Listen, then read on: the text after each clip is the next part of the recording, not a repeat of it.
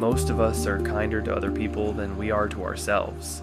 If a friend came to you with the same doubt, the same mistake, the same feeling of being behind, you probably wouldn't speak to them the way you speak to yourself. And that gap matters, because somewhere along the way, a lot of us learned how to offer compassion outward, but not inward.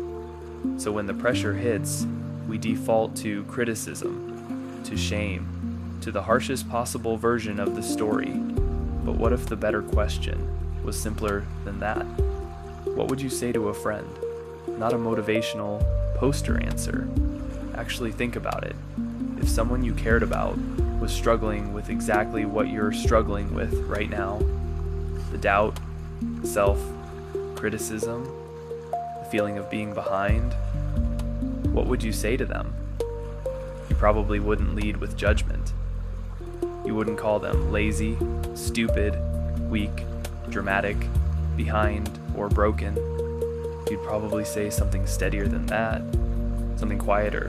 You'd remind them that one hard moment is not their whole life, that they are not failing just because they're struggling, that they don't have to solve everything today to still be making progress. And yet when it's you, the tone changes. The same person who can offer patience, perspective, and kindness to everyone else suddenly becomes a prosecutor when the target is themselves. That gap tells you something important. It tells you that you already know how to speak with compassion. You already know how to offer grace. You already know what it sounds like to be fair, human, and encouraging.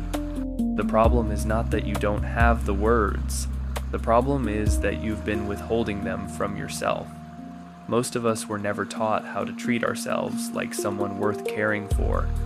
We learned how to perform, how to improve, how to keep up, but not how to speak to ourselves when we fall short. So we default to the language we've practiced most: criticism, pressure, shame. But shame doesn't build people, it shrinks them. Compassion is not the same as letting yourself off the hook. It doesn't mean pretending nothing matters.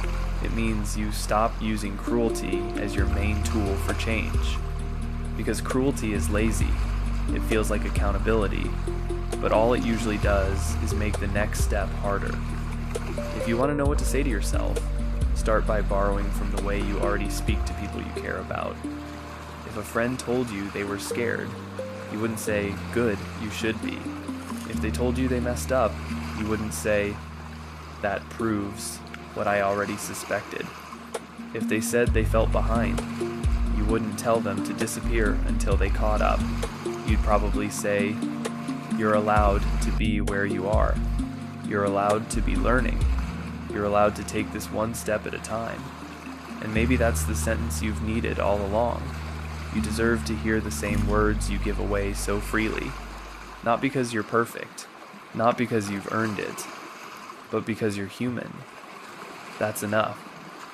So the next time you catch yourself spiraling, pause and ask one simple question. What would I say to a friend right now? Then say that. Start there.